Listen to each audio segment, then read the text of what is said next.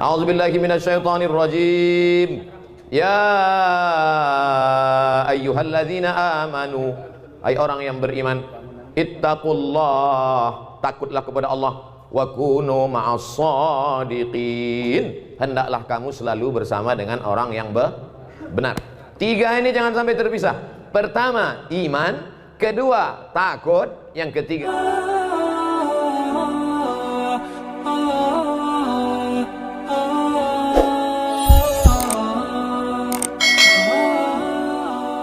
A'udzubillahi minasyaitonirrajim.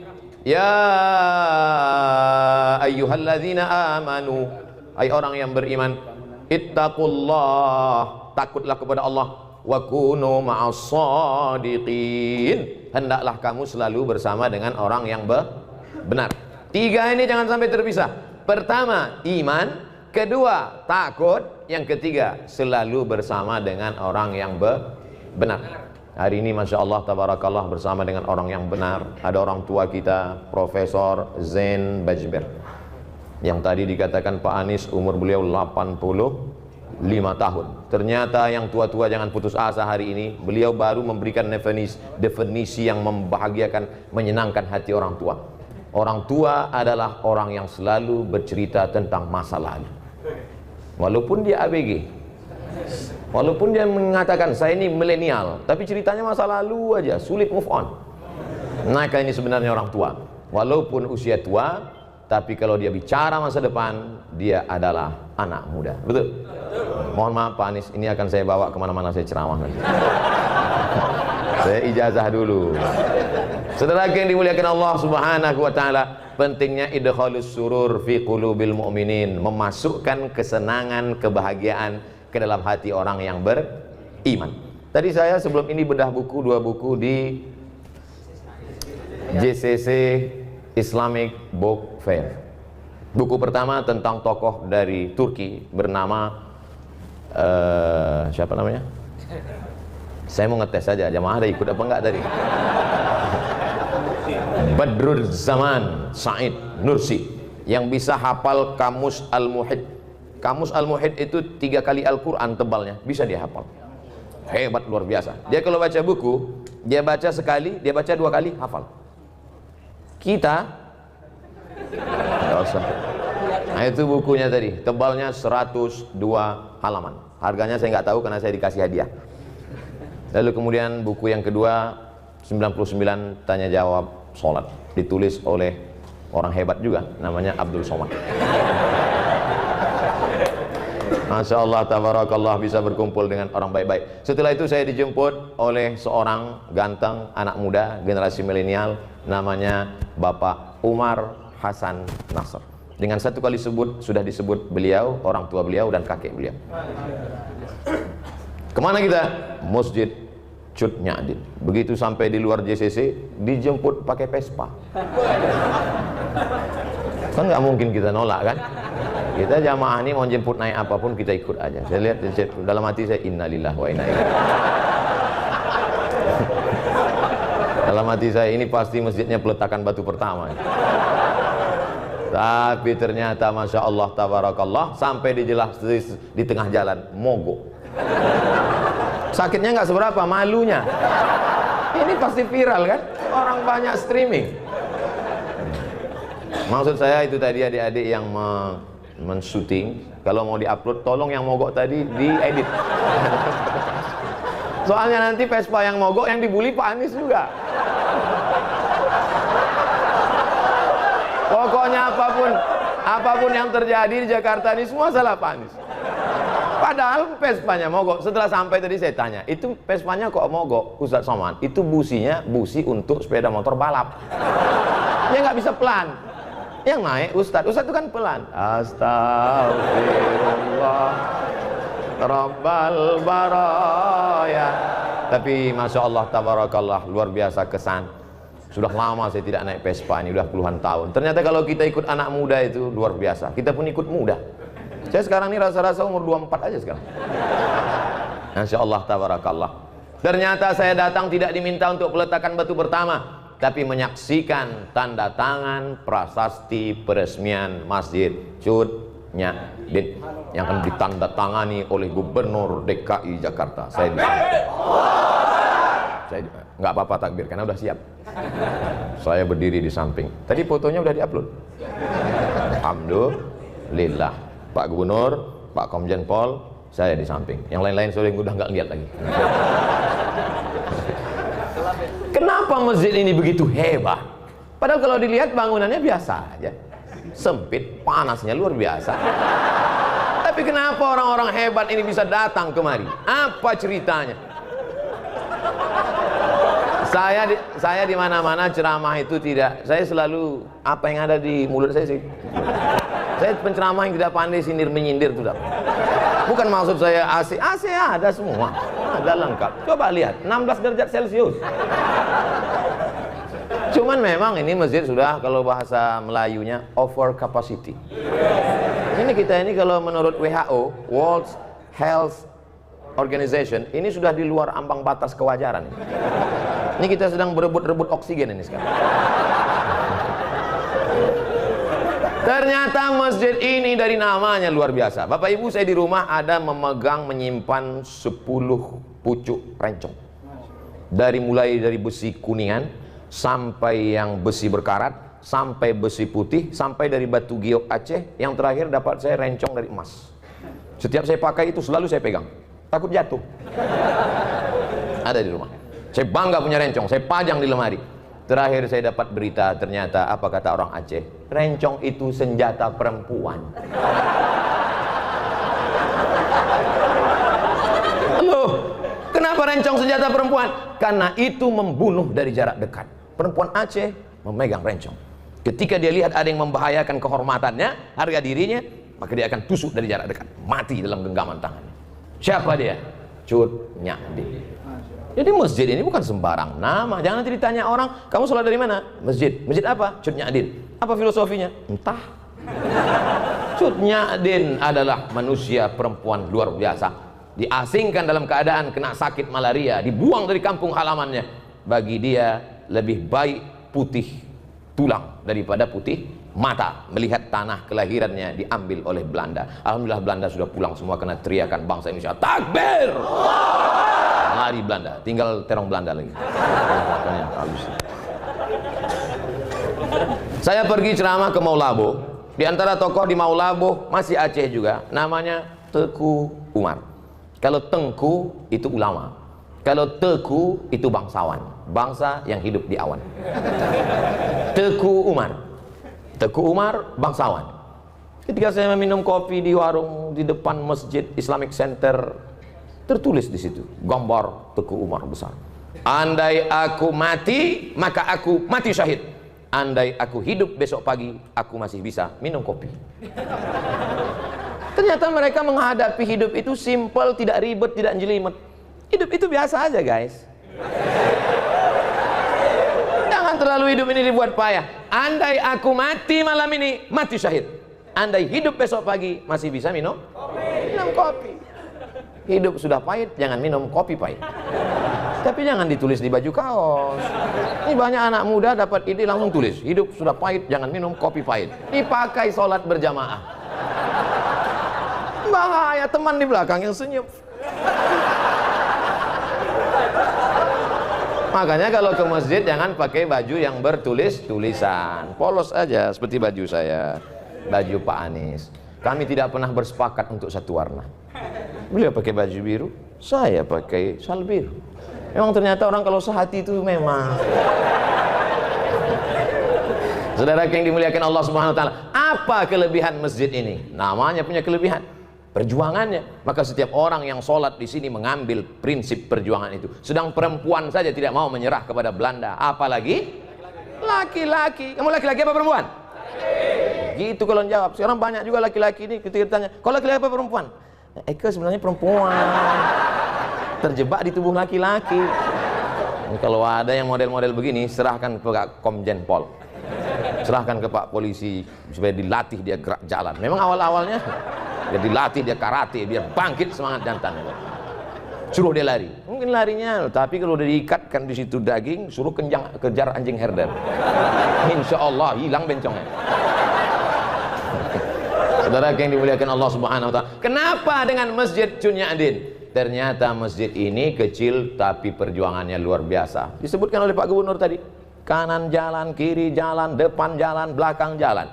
Tapi akal tak pernah putus untuk berpikir bagaimana membangun rumah Allah. Tidak bisa ke samping, harus ke atas. Makanya pertumbuhan itu ke atas, bukan ke samping. Ke atas.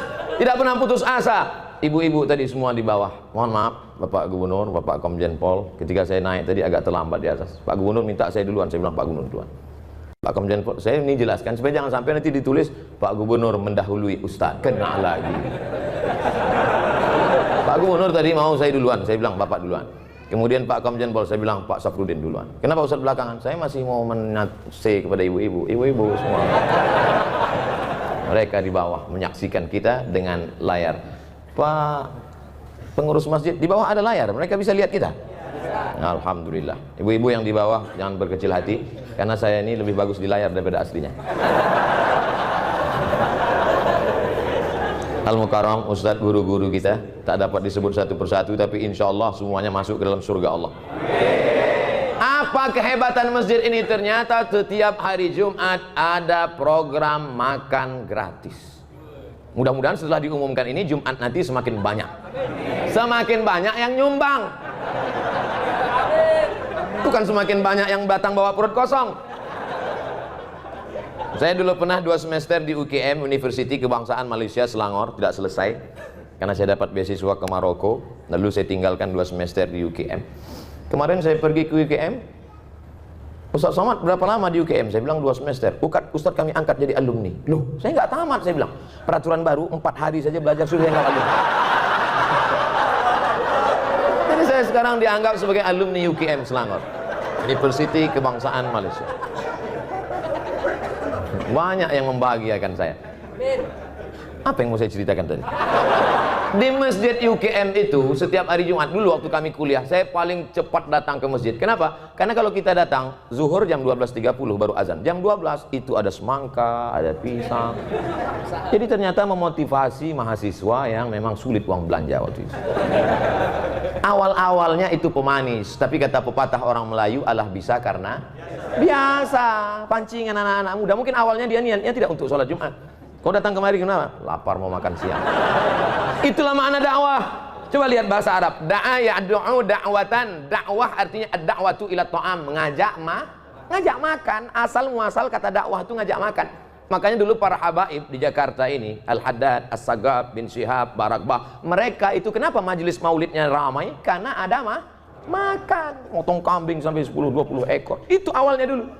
Kiai-kiai di Jawa itu tanam padi luas, maka kalau santri-santri datang dikasih makan. Ini belum jelas nih, habisnya ada makan apa enggak?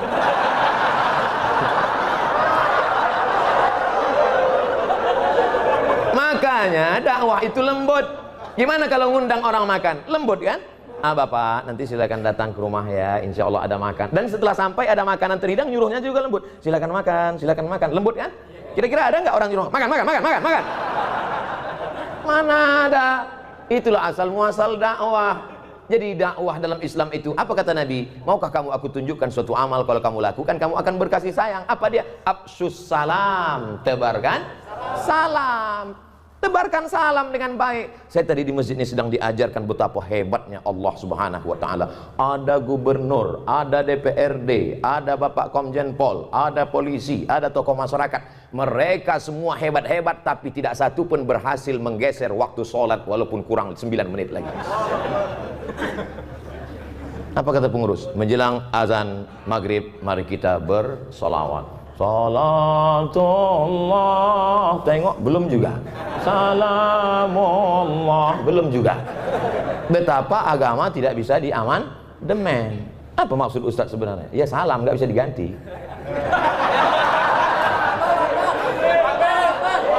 Kadang orang sulit nangkap isi ceramah saya.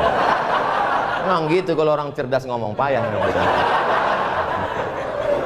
Saudara yang dimuliakan Allah Subhanahu wa taala, maka yang bisa kita robah itu bukan waktu sholat, bukan sesuatu yang sudah baku, tapi yang kita robah adalah yang berada bunga-bunganya, hiasan-hiasannya. Yang sebelumnya di masjid cuman ada datang sholat, datang ada makanan. Tirulah Masjid Cut Nyak Din. Hai saudaraku pengurus-pengurus masjid dimanapun berada, jangan bangga dengan uang kas masjid begitu banyak. Sebelum khatib naik mimbar, mari kita dengarkan dulu pengumuman dari ketua masjid. Alhamdulillah, masjid kita saat ini ada uang kas 200 juta. Bangga. Uang siapa?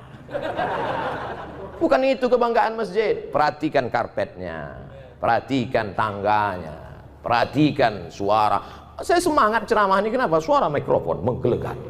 Kadang kita mau ceramah ini baru awalnya udah putus-putus. Asal mari nur. Tapi alhamdulillah tabarakallah, bangga. Jadi uang masjid itu manfaatkan untuk kepentingan umat. Tiru masjid ini. Ustaz Somad, ini masjid ini setiap hari Jumat ada makannya. Dari mana Pak? Tidak tahu dari mana. Hamba Allah ada saja datang. Masya Allah tabarakallah. Buat pengumuman. Rumah makan yang berada di sekitar masjid, silakan setiap rumah makan kirim 10 bungkus. Awas kalau nggak ngirim.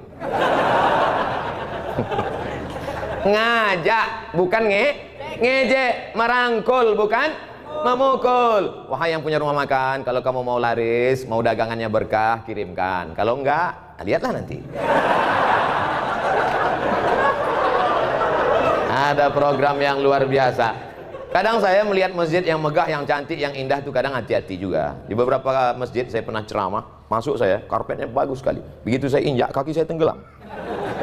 Bagus sekali. Pas mau saya puji, tiba-tiba masuk kertas dari belakang. Tertulis, Ustaz Somad tolong umumkan, karpet masih ngutang. Tapi dari tadi Masjid Cut Nyak Din, Masya Allah, tabarakallah, indah. Lampunya indah, kaligrafinya mantap, terang benderang. Kadang di beberapa masjid saya ceramah direkam gelap. Ada komen di YouTube itu, Ustadz muka hitam sesat. Tapi di Masjid Cut Nyak Din, Masya Allah, tabarakallah, cantik dan indah. Apalagi program-program yang ada, anak-anak muda diajar silat. Ini ada program anak mudanya di sini diajar silat. Ini sekarang banyak orang pandai bersilat, silat lidah. Bukan itu, anak-anak muda kita, selamatkan anak kita dari narkoba, selamatkan dari LGBT, selamatkan dari pergaulan bebas. Anak muda, hawa nafsu bergelora, darahnya bergejolak. Ini kalau tidak disalurkan pada kegiatan yang positif, dia akan rusak. Maka kalau mau anak muda Anda selamat, datanglah tiru program Masjid Cut Nyak Din. Hai seluruh pengurus-pengurus masjid di seluruh Indonesia, Malaysia, Brunei Darussalam, Thailand, Patani Selatan, Moro, Filipina. Ustaz kok pede kali ngomong? Loh, ini kan akan diupload. Jangan lupa subscribe, like, and share.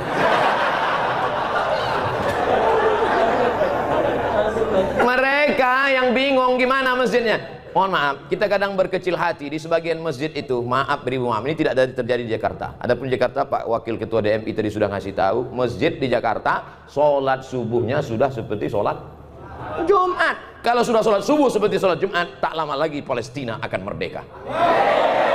Dulu Palestina dibebaskan oleh Umar bin Khattab, Arab Quraisy. Dulu Palestina sudah dibebaskan oleh Salahuddin Al-Ayyubi, Sultan Saladin, Kurdistan, dari Kurdi. Dulu Palestina sudah dibebaskan, Konstantinopel dibebaskan oleh dia, Muhammad Al-Fatih, Turki. 3 bangsa besar sudah dapat jatah. Arab Quraisy sudah, Kurdi sudah, Turki sudah. Siapa yang belum? Orang Jakarta yang akan membebaskan Palestina, pemuda-pemuda yang istiqomah, bikers subuhan. Tulis berikut ini pemasangan jaket kepada Ustadz Abdul Somad dari bikers subuhan.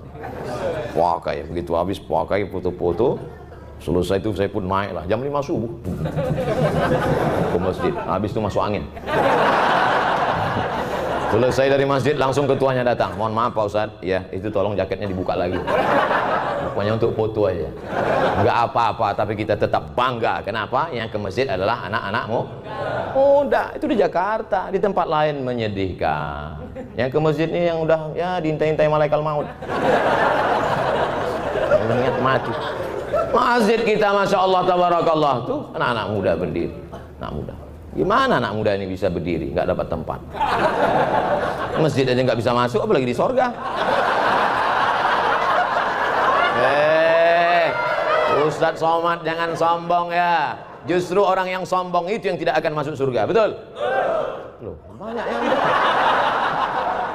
La yadkhulul jannah, tak masuk surga. Man kana fi qalbihi, siapa yang dalam hatinya mithqala habbatin min khardalin min kibrin, ada sombong sebesar biji sawi. Saya akan menyampaikan ini tepat pada 7.20. Setelah itu saya mohon izin. Loh, Ustadz yang ngajak orang sholat berjamaah, apa nggak sholat isya? Saya sudah jamak takdim. Ini perlu saya jelaskan, jangan nanti jadi fitnah. Ustadz Somad diajak oleh gubernur nggak sholat isya berjamaah. Pak Gubernur lagi yang kena. Saya mohon maaf Pak Gubernur, saya nggak bisa membela di sosmed karena saya pun babak belur juga. Tapi insya Allah kalau kita tidak ada dendam, tidak ada marah, semuanya enjoy, semua kritikan itu kita anggap sebagai cara orang untuk menunjukkan bahwa kita rendah di hadapan Allah Subhanahu wa Ta'ala. Saya kemana-mana, kalau di Jakarta salaman, cium tangan. Orang Jakarta kalau di Sumatera cium sekali. Jakarta kalau di Riau, di tempat saya di Medan cium sekali. Jakarta cium auto reverse, tuk tuk tuk tuk tuk. Baju dicari, luar biasa sambutan orang Jakarta. Disambut, diberi kursi ceramah, letak tinggi. Di sini aja saya ceramah berdiri. Biasa. Itu kalau tidak dibully orang, kalau tidak diijai orang, itu lama-lama muncul ujub kita, muncul takbur kita. Dipanggil Al-Mukarram, Al-Ustadz, Sahibul Fadilah, Profesor, Doktor, Abdul Somad, LCM. Lobang hidung hampir sebesar terowongan Mina. Tapi begitu kita dibully, diajai orang, baru sadar. Di situ dia panggil aja, Somad, Tomat, kurus kering krempeng. Dulu awal-awalnya saya termasuk orang emosi juga. Begitu dia bully sekali, saya lapor ke Polda. Lapor Polda panggil, saya datang 2 kali, saya datang ke kejaksaan. Udah saya duduk, mana dia Pak yang bully saya kemarin? Mencret. Sejak itu saya nggak mau lapor lagi. Ternyata yang di internet bully itu pengecut semua. Pernah jumpa saya di parkiran mobil. Saya kalau di Riau nggak pernah pakai pengawal, nggak ada pakai, saya nyetir sendiri. Ketemu saya itu yang ngejek, saya kejar, pantang-panting lari. Oleh sebab itu maka Allah membela. Saya tidak pernah menyusun skenario harus begitu, harus begini. Enggak, saya belajar aja. Belajar saya ke Sudan, habis itu nulis disertasi. Sidang saya 24 Desember diumumkan oleh Profesor Dr. Umar Al-Ma'ruf Ali dengan ini. Setelah menyidangkan disertasi setebal 637 halaman, maka anak Indonesia ini layak dapat gelar PhD, Doctor of Philosophy, dengan gelar Doctor of Philosophy Mumtaz Cum Laude. Selesai. Bulan Desember. Bulan Januarinya terbang saya ke Brunei Darussalam. Diumumkan oleh Rektor Unnisa dengan ini melantik Profesor Dr. Abdul Somad LCMA sebagai visiting professor pada Faculty of Usuluddin University Islam Sultan Syarif Ali Brunei Darussalam. Selesai, habis, itu aja kok repot. Oleh sebab itu saudara yang dimuliakan Allah SWT, jangan pernah berharap kepada manusia, jangan pernah bersandar kepada manusia, bersandarlah kepada Allah. Apa pernah saya membalas caci maki sumpah serapah di YouTube, di Instagram? Ada? Nggak ada, orang saya nggak baca.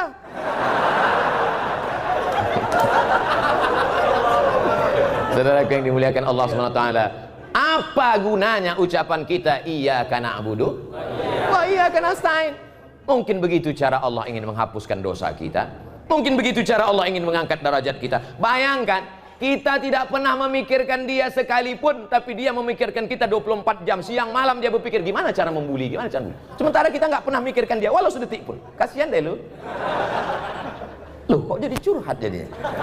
Saudara yang dimuliakan Allah Subhanahu wa Ta'ala, maka masjid itu yang dijual adalah programnya. Kalau sholat cuman masjid dipakai untuk cuman sholat Jumat, apa gunanya masjid? Allahu Akbar, Allahu Akbar. Kami pun mampir ke masjid. Saya diundang jam 4 subuh. Naik mobil dijemput, datang.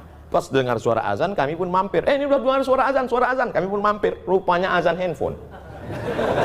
Masjid dikunci. Masjid berikutnya kami mampir lagi, dikunci. Sampai saya terpikir, kenapa nggak mereka tulis aja di pintu itu, Masjid Al-Ikhlas, Jumat saja. Tempat tidak boleh disebutkan, menjaga kode etik jurnalistik. Sampai akhirnya kami lihat ada masjid yang buka, Masjid Rumah Makan. Alhamdulillah kita bisa sholat subuh, sudah lewat 20 menit. Sampai di dalam masjid, lihat supir truk tidur semua. Bau ngences, bau air liur semua.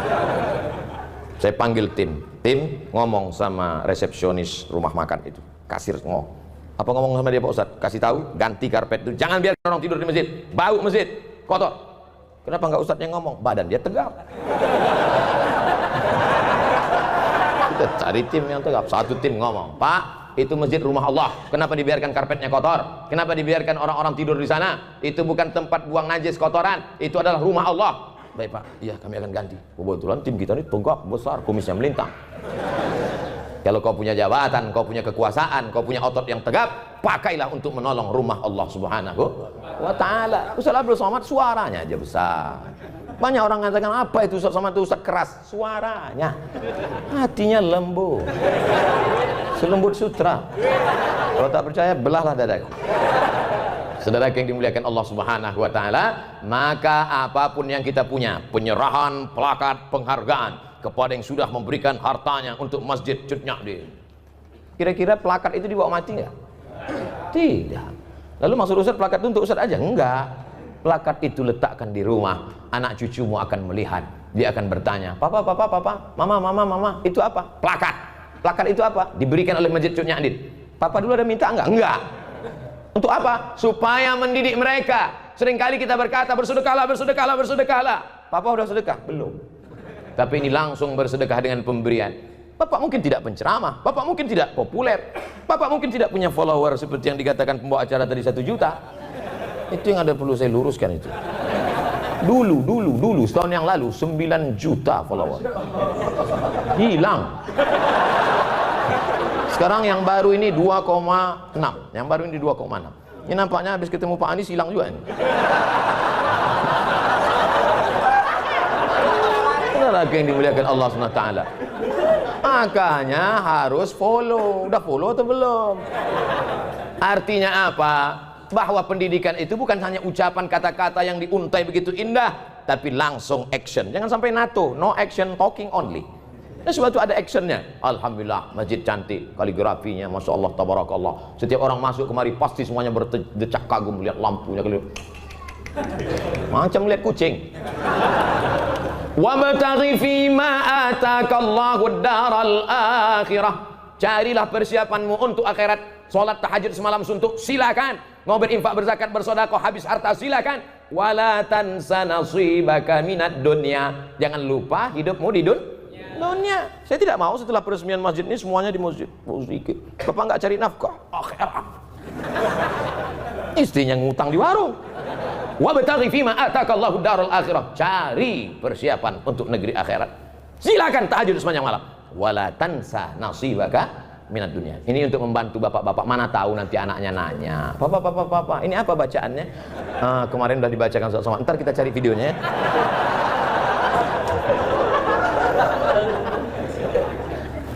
Yang punya masalah dalam hidup, hidup adalah tempat masalah. Berani hidup, berani menghadapi masalah. Takut hidup, jangan. Wa may yattaqillaha yaj'al lahu makhraja. Siapa yang bertakwa kepada Allah, maka Allah akan berikan dia makhraja, solusi terhadap masalah yang dia hidup. Apapun masalah hidupmu, kuncinya satu, takut kepada Allah. Ini sekarang orang takutnya bukan sama Allah. Ayyalas salah. Iya Pak. Kalau atasannya yang manggil, ya Pak, sebentar Pak. Oke Pak, iya Pak. Datang jam 7 ya, 6.30 sudah duduk. Tapi kalau panggilan Allah, hayyalas salah, tetap. Ente nggak ke masjid? Waktu panjang brother. Padahal panggilan inilah yang akan menyelamatkan engkau dari azab kubur. Betul? Panggilan inilah yang melapangkan alam barzahmu. Maka sebelum salam kau katakan, Allahumma inni a'udzubika min azabi jahannam, wa min azabil qabri, wa min fitnatil mahya wal mamat, wa min syarri fitnatil masihid Dajjal. Itu yang menyelamatkan engkau di hadapan Allah. Inna awwala ma yuhasabu bihil 'abdu yaumal qiyamah. Yang pertama kali dihisab, dihitung, dikira pada hari kiamat nanti salatuhu. Malaikat tidak akan tanya, dulu kau sempat jadi kepala dinas, kepala badan, kepala kantor. Malaikat tidak akan tanya, kau dulu PNS apa non PNS, apa honorer yang nggak diangkat-angkat. Yang akan ditanya adalah salat. Al-akhillah. Semua orang yang berteman, berkawan, bersahabat di dunia, ba'dhum li ba'dhin adu. Mereka akan menjadi musuh di akhirat. Gara-gara kamu nggak sholat, gara-gara kamu aku nggak sholat. Kenapa? Gara-gara kamu aku pakai narkoba. Kamu salah juga. Kenapa mau aku aja? Gratis sih.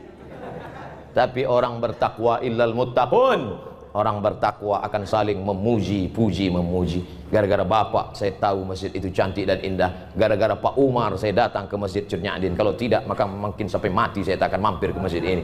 Jazakumullahu khairal jaza. Nanti bapak ibu kalau sudah melihat nanti di surga, masuk ke dalam surga, sudah ketemu dengan Pak Gubernur Anies Baswedan PhD, sudah ketemu dengan Bapak Komjen Pol, sudah ketemu dengan Bapak Zen Bajeber. Loh, Ustaz Somad di mana? Jangan heran, saya bukan terlambat, tapi saya sudah duduk di VVIP. Nampaknya ada yang nggak ikhlas. Yang nyuruh doa gitu Nabi. Apa kata Nabi? Idza sa'altumullaha fas'aluhul firdaus. Kalau minta surga, mintalah surga Jannatul Firdaus. Tapi nggak semua orang pede minta Jannatul Firdaus. Ada juga orang ketika minta Ilahi lastulil firdausi ahla. Dia tidak minta Jannatul Firdaus, malah dia ngomong, aku nggak layak masuk Jannatul Firdaus ya Allah.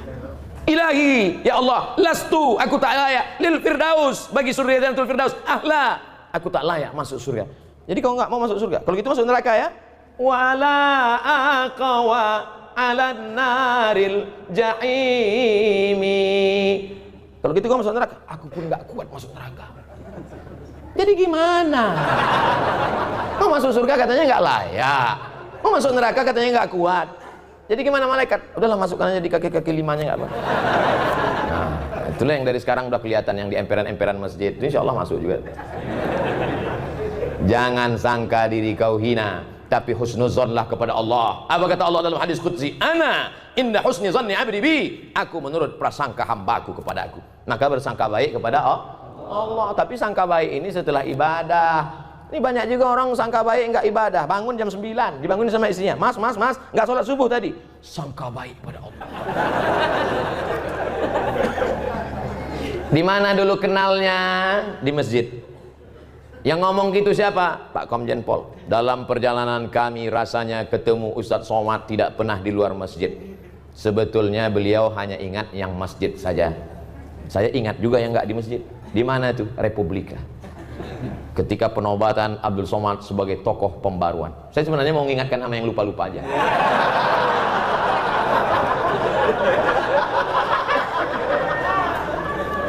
Beliau yang diingat beliau hanya masjid, hanya masjid, hanya masjid. Saya termasuk yang bangga dengan beliau karena ketika dulu ada tuduhan masjid radikal, beliau termasuk yang membela. Tidak ada itu, tidak benar survei itu. Betul? Oleh sebab itu maka kita membangun di masjid. Makanya jangan sampai anak kita bertanya, Papa, ya, itu kawan papa ya? Iya. Dulu kenalnya di mana? Dulu waktu sakau. Apa kata beliau tadi? Ketika saya masih Letnan 2, nih adalah ketua masjid ini, ketua pembangunan renovasi masjid ini adalah 35 tahun yang lalu yang masih dalam gendongan. Apa maknanya? Apa maknanya? Kalau masih ada di masjid kita anak lari-lari, lompat-lompat, nangis-nangis, jangan dibentak, jangan dimarah. Yang dulu waktu Bapak Letnan 2 35 tahun yang lalu, hari ini menjadi ketua pembangunan masjid. Ini sekarang banyak orang nggak senang dan pulang. Nah, aku ngeliat anak-anak ini naik darah tinggiku. Akhirnya waktu juga yang memisahkan kita. Jam 7.20. Ternyata duduk dengan orang-orang beriman yang hatinya lapang itu waktu begitu cepat berlalu. Saya pernah ceramah Pak, lama sekali waktu, seperti jam itu nggak bergerak, mati. Kapan itu? Pas kultum buka puasa. Sampai saya, semua jamaah khusyuk, nunduk semua. Tapi hari ini Masya Allah, tabarakallah, selesai ceramah saya kasih tahu, Bapak-bapak, ya, tadi saya terus terang kultum tadi lama betul. Kata mereka, kami yang dengar lebih lama lagi Pak. Insya Allah 7.20 waktu begitu cepat berlalu. Saya mohon maaf, mohon izin karena terus meninggalkan. Jangan ada fitnah di antara kita. Saya sudah sholat jamaah takdim. Kebersamaan kita di dunia, bersama di dunia, di surga.